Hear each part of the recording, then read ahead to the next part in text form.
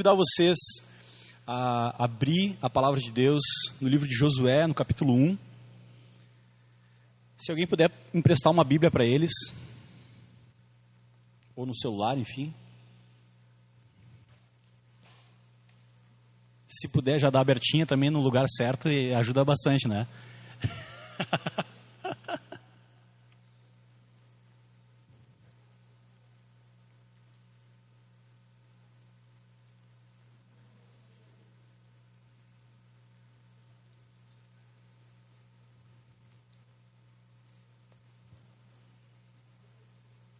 Josué capítulo 1.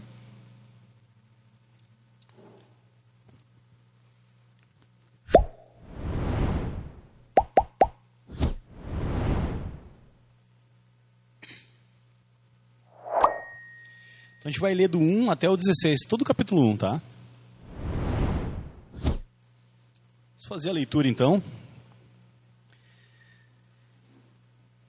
Depois que Moisés, servo do Senhor, morreu, o Senhor falou a Josué, filho de Num, auxiliar de Moisés, dizendo: Moisés, meu servo, está morto. Prepare-se agora e passe este Jordão, você e todo este povo, e entre na terra que eu vou dar aos filhos de Israel. Todo lugar em que puserem a planta do pé, eu darei a vocês, como prometi a Moisés.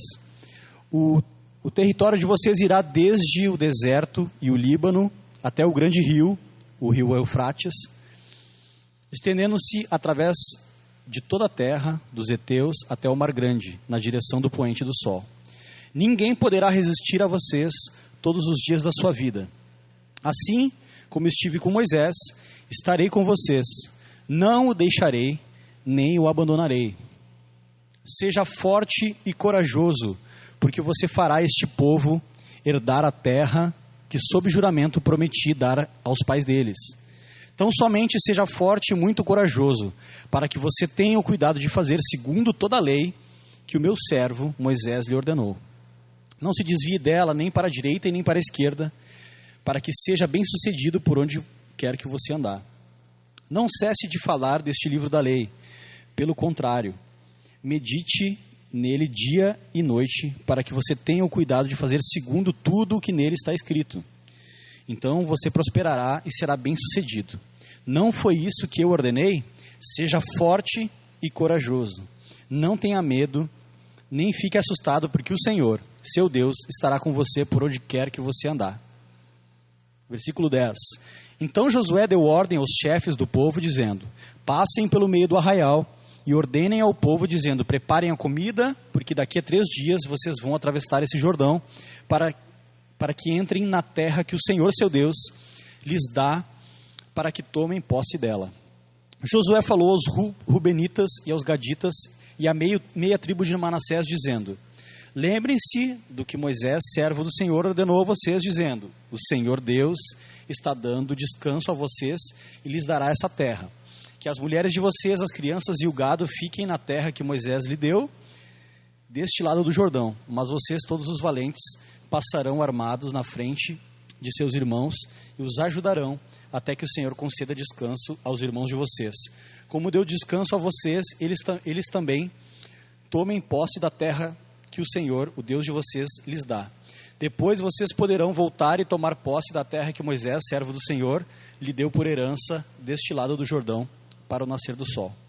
Então responderam a Josué: tudo o que você nos ordenou, faremos, e aonde quer que você nos enviar, iremos.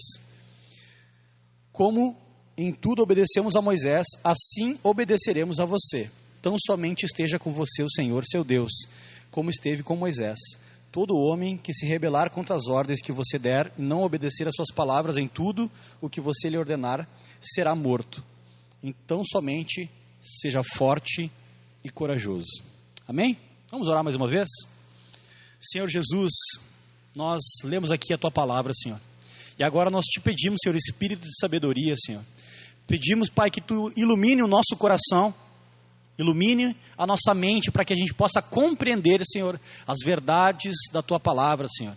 para que isso não seja apenas uma obra, Senhor, de oratória, Senhor, mas seja espírito e vida, Senhor, vivificando os corações, trazendo esperança, Senhor, e dando direção para o teu povo, Pai. Em nome de Jesus, amém e amém. Amém?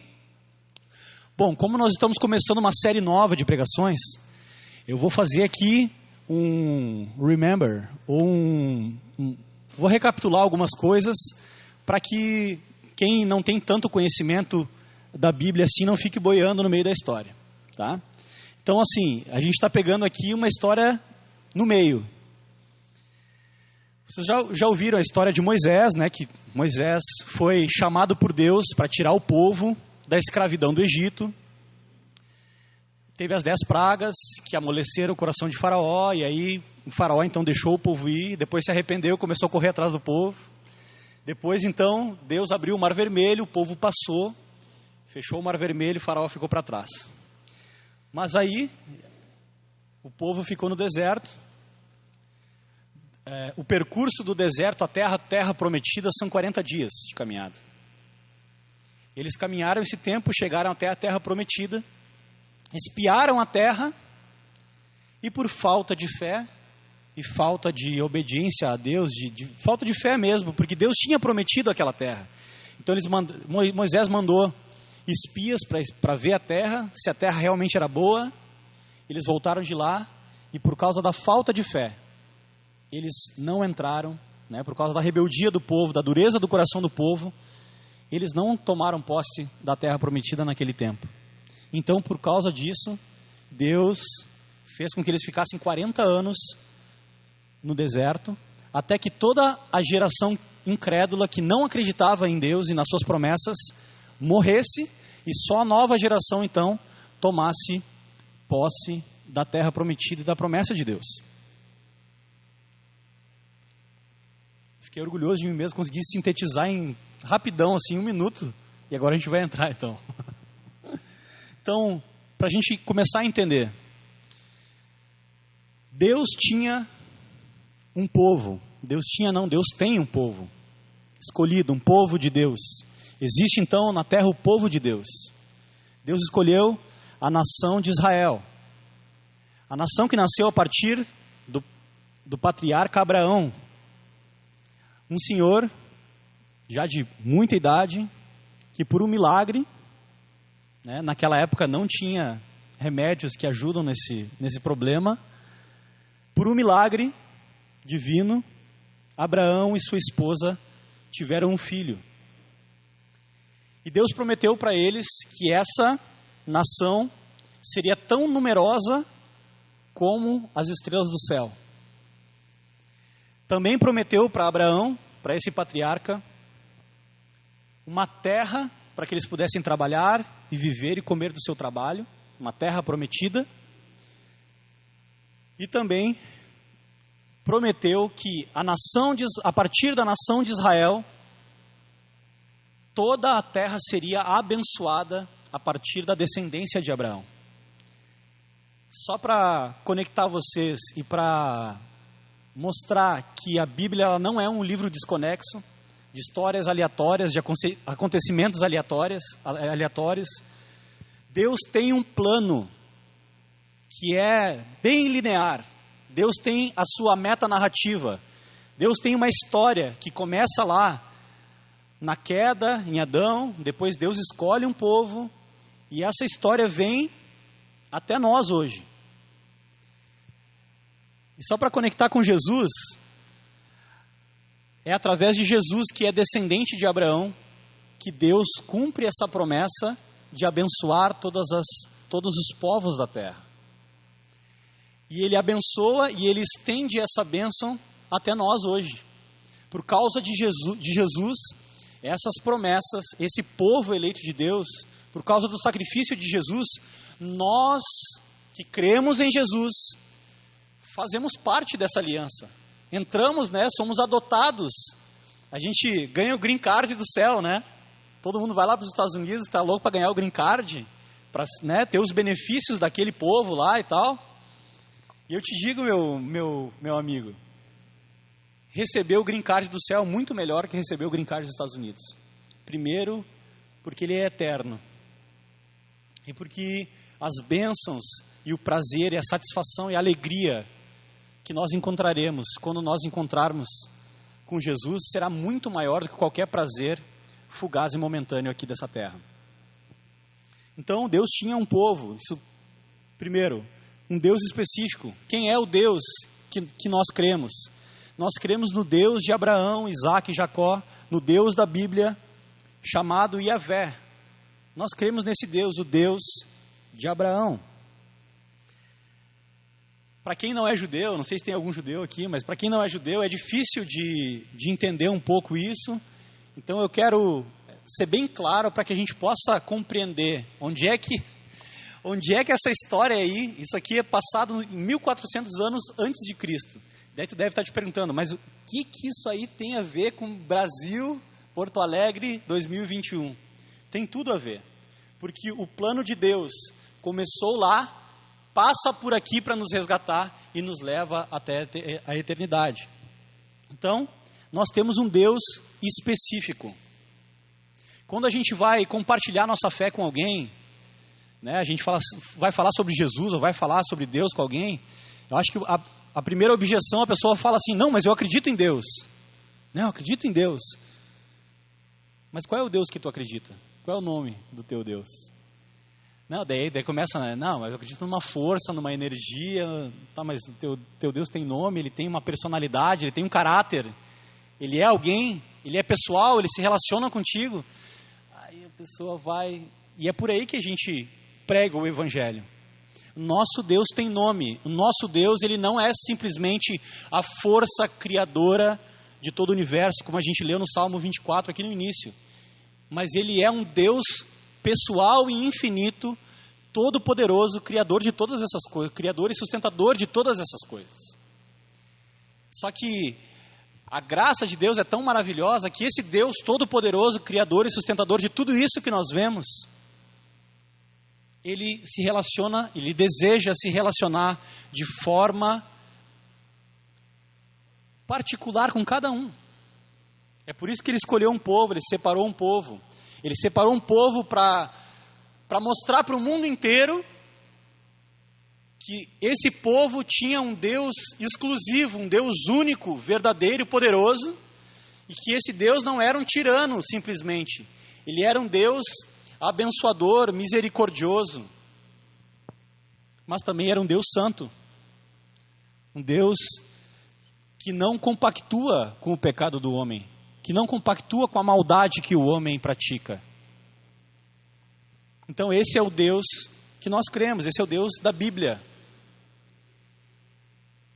Então havia uma promessa de uma grande nação, e aonde nós chegamos aqui nessa história, vocês lembram, começou lá com o primeiro filho de Abraão, foi se desenvolvendo, né, foi se multiplicando, chegou em José do Egito, não sei se vocês conhecem essa história, José do Egito é vendido como escravo, vai então lá para o Egito, depois ele se torna governador do Egito, salva o povo.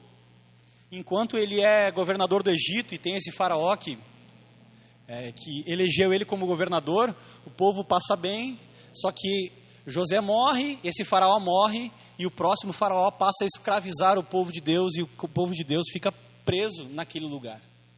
Mas o Deus misericordioso e relacional vem mais uma vez e chama Moisés para resgatar o seu povo.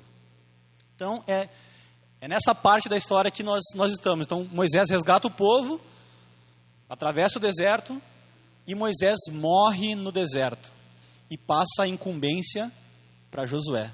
Josué é o escolhido, é o 02, é o substituto de Moisés.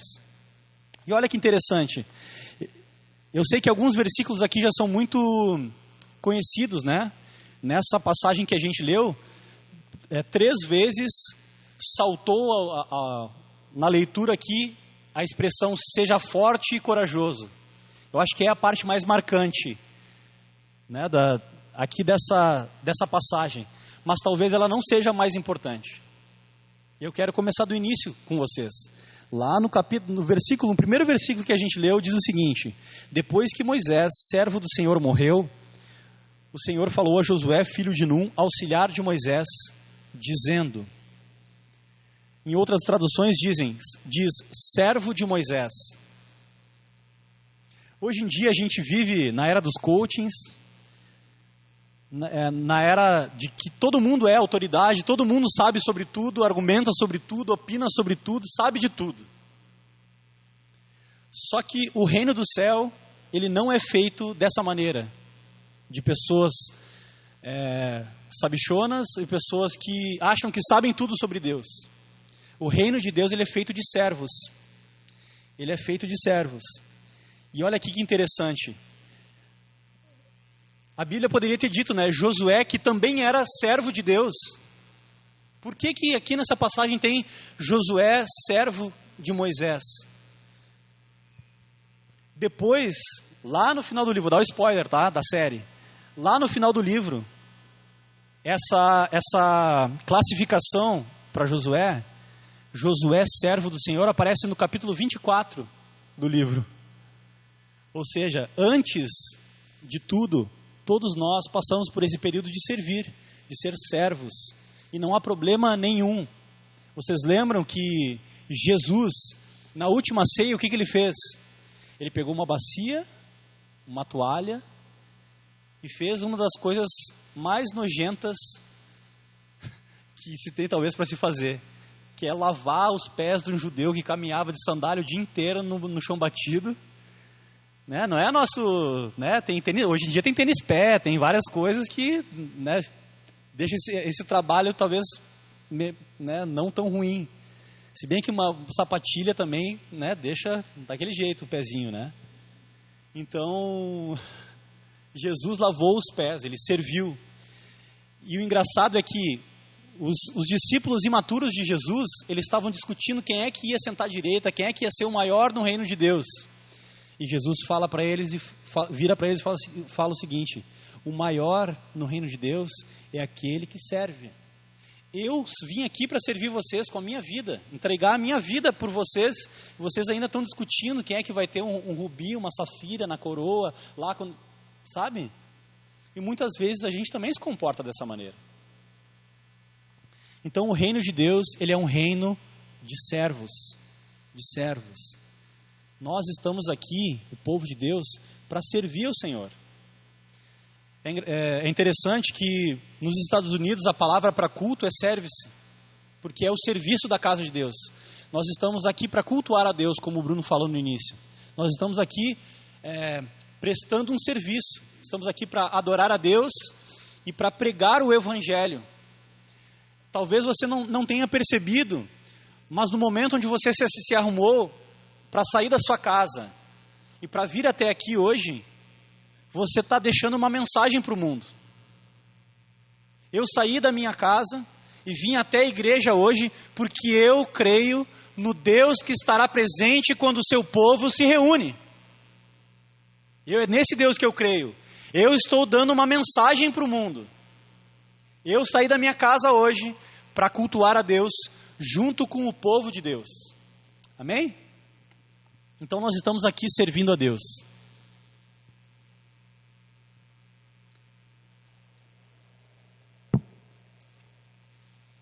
Então Deus também fez uma aliança com esse povo, que era a aliança da lei, a primeira aliança. Lá no deserto, né, vocês sabem, Moisés subiu lá no monte e recebeu, então, a lei de Deus. A lei de Deus é como um contrato de casamento.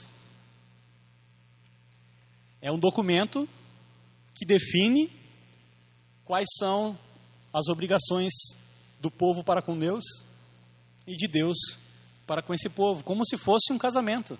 Ele é figura do casamento. Os nossos casamentos também são figura do casamento de Jesus com a sua noiva, que é o povo de Deus. A Bíblia ela usa várias figuras de linguagem de maneira didática, para que a gente entenda quão profundo é o relacionamento que Deus quer que nós tenhamos com Ele. Vocês conseguem imaginar um casamento onde as pessoas não moram na mesma casa, não se falam nunca, não têm nenhum afeto, não se beijam na boca, não têm relações, não têm intimidade alguma? É possível um relacionamento assim? Possível até é, mas é completamente antinatural. É natural que um relacionamento envolva afeto, afeição, amor, troca. E é isso que Deus deseja conosco. É isso que Deus deseja ter com o seu povo. E Ele deixa isso muito expresso na lei que Ele fez, que Ele entregou ali a Moisés e com a aliança que Ele fez com esse povo. Eu até deixei alguns versículos ali marcados que falam a respeito dessas alianças do povo de Deus, do chamado de Moisés, da promessa que ele fez para Abraão. Se vocês quiserem tirar foto e depois lerem em casa, fiquem à vontade. Então aqui nesse capítulo que nós lemos, de Josué capítulo 1, ia falar primeiro Josué. Josué capítulo 1, de Josué capítulo 1, a gente vê 3 movimentos. A gente vê Deus chamando Josué e confirmando a aliança, né, renovando a aliança que ele tinha feito com Moisés, porque ele fala isso, né? Eu serei contigo assim como eu fui com Moisés. Eu serei contigo assim como eu fui com meu servo Moisés. A mesma aliança, o mesmo Deus, o mesmo poder, a mesma misericórdia, o mesmo amor, estavam ali se dirigindo a Josué e chamando ele para completar a promessa, né, entregar a terra prometida para esse povo. Então esse é o primeiro movimento. Deus chama homens para liderar as suas famílias, as suas casas, para liderar a igreja. É isso que esse texto simboliza. Deus chama homens para liderar espiritualmente as suas casas. Vocês podem até achar estranho que eu falo, Deus chama homens para liderar as suas casas, porque hoje em dia, com os papéis de gênero e tudo mais, está tão distorcida a figura do homem, que os homens não sabem mais ser homens. Eles não sabem mais qual é a função de um homem. Então nós precisamos resgatar esses papéis, denunciando sim o machismo, porque o machismo é a distorção do papel do homem. Assim como a omissão completa e a desconstrução total do homem também é pecado, o machismo é o papel que Deus deu para o homem de maneira distorcida, opressora, muito diferente daquilo que Deus planejou para que o homem fosse. O homem era para ser o guardador, o provedor, aquele que cuida, aquele que zela pela família, aquele que lidera a família, aquele que ensina, que cuida, que provê. Esse é o papel de um homem. Só que as pessoas não têm mais coragem de afirmar essas coisas. E os homens estão, desculpa a palavra, acadelados. Eles não sabem mais o que fazer. Qual é o papel deles dentro da família, dentro da sociedade. E o nosso papel como igreja é não só denunciar os abusos do machismo, é não só criticar os papéis de gênero e tudo mais, mas é ser uma referência de como Deus desenhou a família. Nós precisamos ser isso. E o mundo cobrará de nós essa postura. O mundo vai cobrar de nós.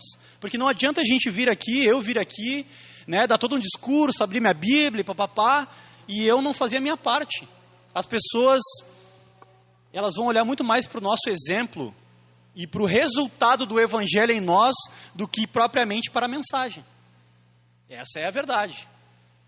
Então, mais preocupar, às vezes a gente, principalmente no meio reformado, na galera que gosta de teologia, a gente está muito preocupado teologicamente, filosoficamente, tem resposta para tudo e tal, ou procura ter, mas a vida é uma desgraça, então não serve para nada. Uma teologia que não produz mudança de vida e transformação não serve para nada. Então, se você sair daqui hoje com um pouquinho da palavra de Deus e essa sementinha do Evangelho produzir alguma mudança na sua vida, nessa semana, nesse mês, esse serviço de hoje à noite valeu a pena, Agora eu devolvo a responsabilidade para você. Faça a sua saída da sua casa hoje valer a pena na sua semana e no seu mês. Guarde a palavra de Deus no seu coração, como se estivesse plantando uma semente no seu coração, para que ela floresça. E durante a semana a gente vai ajudando uns aos outros a regar essa semente, amém? Então, o primeiro movimento, Josué Deus se move na direção de Josué, encoraja ele a completar a missão, a completar o plano de Deus. Tem uma curiosidade que eu gostaria de comentar com vocês, que talvez muitas pessoas não saibam, mas o nome Josué, em hebraico, é o mesmo nome Jesus em grego. O nome Josué em hebraico é o mesmo Jesus em grego. Então, a tradução de Josué, que é... Meu hebraico é péssimo, tá? Então, me desculpem. Yehoshua do hebraico, traduzido para o grego, é Jesus. E vocês sabem o que significa o nome de Jesus? Significa Deus salva.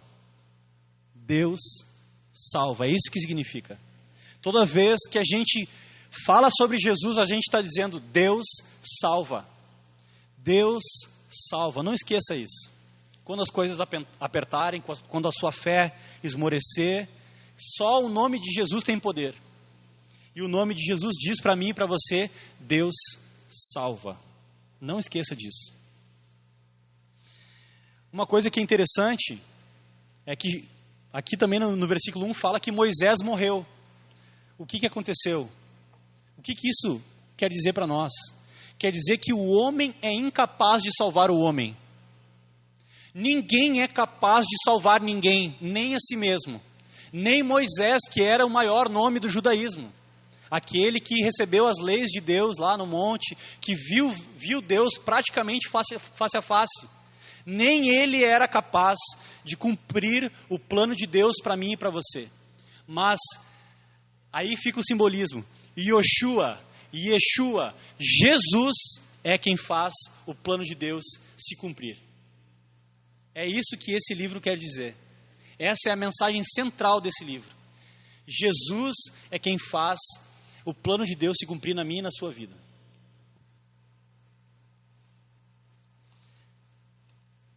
Cheio das folhinhas aqui.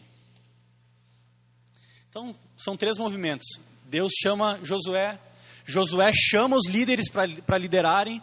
Chama os homens na chincha, como se diz no sul, né? Chama os caras na chincha e fala, agora é a hora de, né, botar a peixeira aqui e ir para a guerra. Porque a gente tem um lugar que é nosso por direito, porque Deus nos deu, e nós vamos conquistar para que as nossas famílias possam, né, habitar nessa terra que Deus nos deu e glorificar a Deus. Amém? E aqui no final, a partir do versículo 16, o povo então atende esse chamado, os líderes falam, Josué, a gente crê que o Deus de Moisés está com você, e nós vamos fazer tudo o que você está, o que Deus está te mostrando, e nós vamos contigo para conquistar essa terra. Eu falei aqui um monte de informações históricas, e agora eu quero pegar, né, o DeLorean lá, de volta para o futuro, e vir agora para os dias de hoje. O que essa mensagem tem a ver comigo e contigo em 2021? Tem tudo a ver. Tem tudo a ver. Como eu falei, não foi por acaso que vocês vieram aqui hoje. Não é por acaso que cada um aqui está reunido aqui hoje. A mensagem de Deus para nós, para a nossa igreja, é que Deus está nos chamando para conquistar a terra. Aqui entre nós, os mais próximos, os membros aqui da igreja, a gente está de olho na Cidade Baixa. Deus nos deu uma visão para alcançar a Cidade Baixa. Um povo que não conhece a Deus. Um povo que desconhece completamente Deus. E Deus deu essa visão. Eu vou mais longe. Nesse devaneio gospel aqui meu. Faz 3 anos que eu me mudei para a Cidade Baixa. Desde então eu tenho espiado a terra, assim como Josué fez isso. E a gente começou de maneira bem despretensiosa tímida, lá no meu apartamento, onde cabiam, 10 pessoas de pé na minha sala.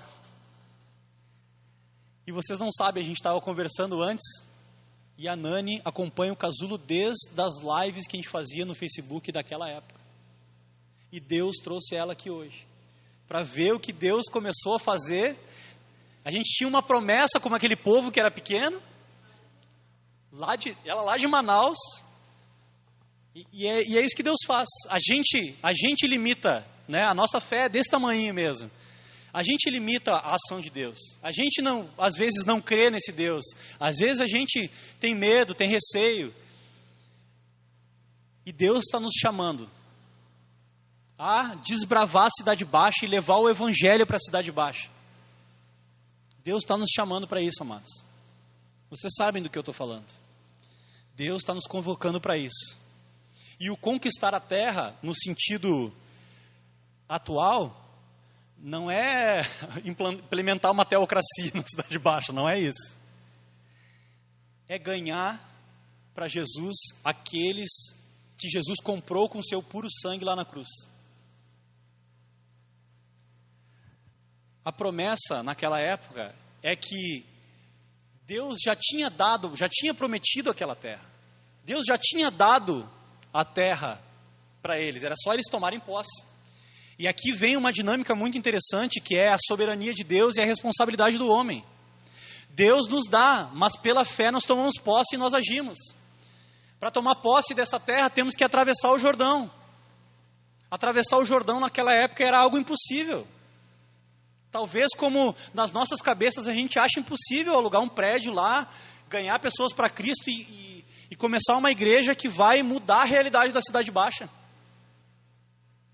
Mas Deus está dizendo, eu sou com vocês. Eu sou com vocês. Eu sou com vocês. E a gente precisa crer nisso. Senão nós vamos ficar rodando 40 anos no deserto. Não, mas chegou o momento. Chegou o momento. E Deus quer fazer algo grandioso e quer usar a mim e a você para isso.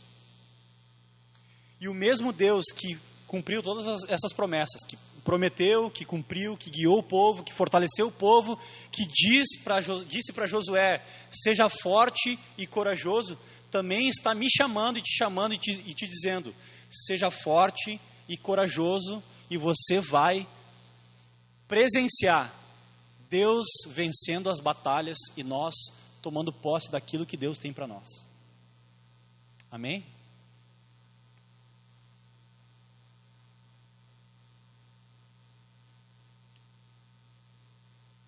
Então, para encerrar a nossa mensagem hoje,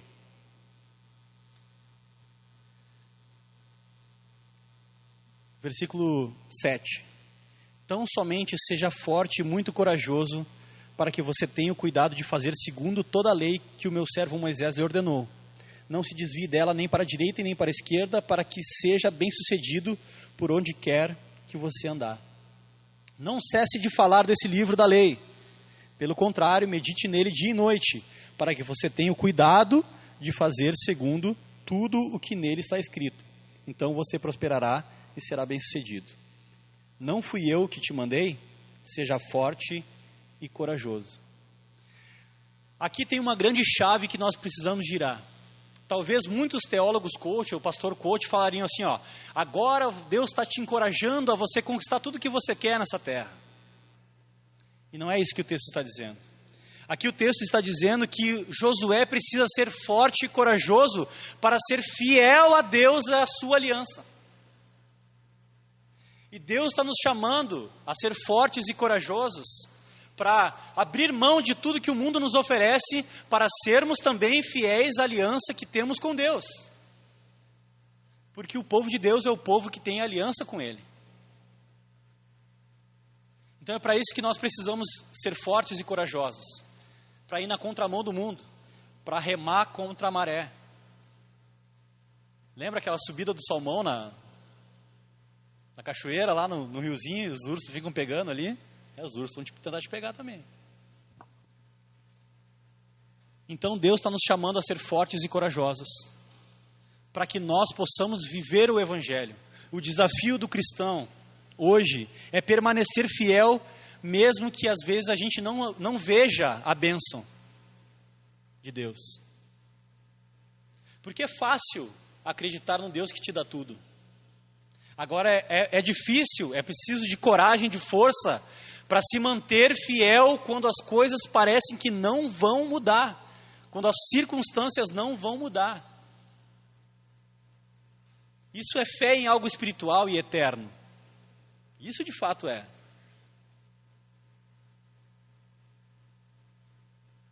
É difícil ser fiel. É difícil ser forte e corajoso e ser fiel, quando talvez a única bênção que a gente receba é a vida eterna. Será que se a vida eterna fosse a única bênção que a gente recebesse nessa vida, nós permaneceríamos fiéis a Jesus? Foi isso que aconteceu com os apóstolos.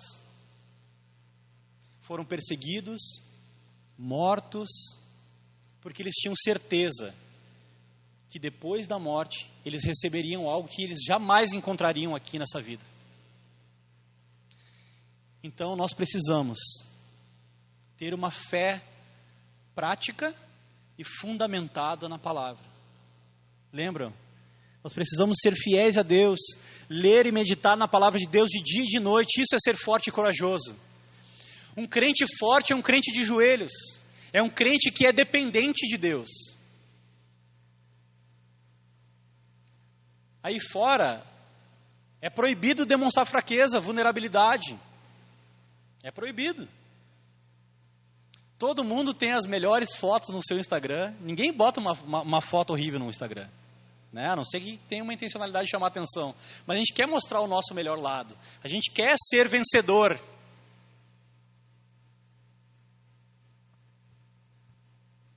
Mas em Cristo nós somos mais do que vencedores, porque nós vencemos até as coisas difíceis. Ser mais que vencedor não é ser o maior vencedor, porque o maior vencedor é Cristo. Ser mais do que vencedor é mesmo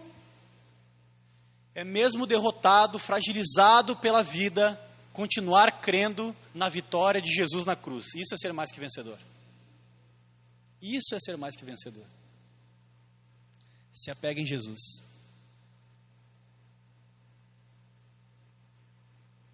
Então, para encerrar aqui, eu tenho duas coisas para falar. Primeiro, se você ainda não é parte do povo de Deus, você precisa crer nesse Deus, se arrepender dos seus pecados e fazer uma aliança com esse Deus, para que você faça parte desse povo e caminhe na direção de Deus junto com esse povo.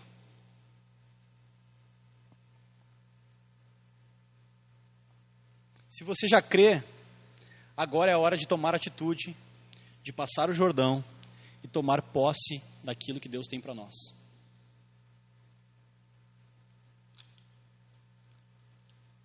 Tu consegue colocar aí para mim a estrofe do Castelo Forte? As duas últimas estrofes do Castelo Forte. Essa é uma música que comumente a gente canta aqui na igreja. Porque eu sempre falo, né? Cantar é fácil. Quem dera a gente vivesse no mesmo nível das coisas que a gente canta na igreja. Se a gente viver no mesmo nível das coisas que a gente canta na igreja, nós seremos uma igreja relevante.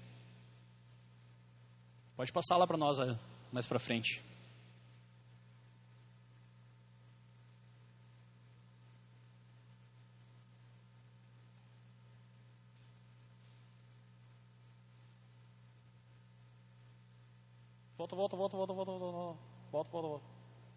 Volta.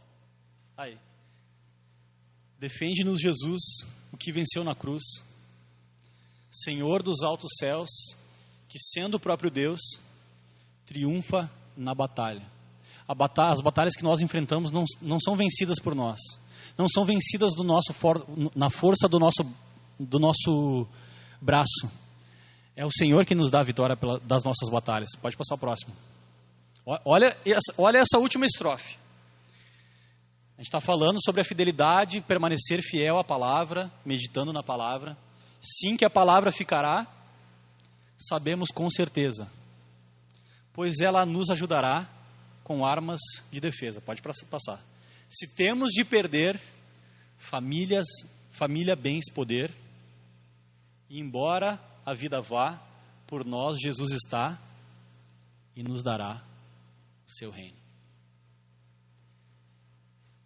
Irmãos, falando sinceramente, eu acho essa música linda demais, mas é uma grande responsabilidade cantar essa letra. É uma grande responsabilidade cantar essa letra. E a minha oração é que a gente tenha uma fé tamanha que a gente possa viver no nível de alguém que canta essa música.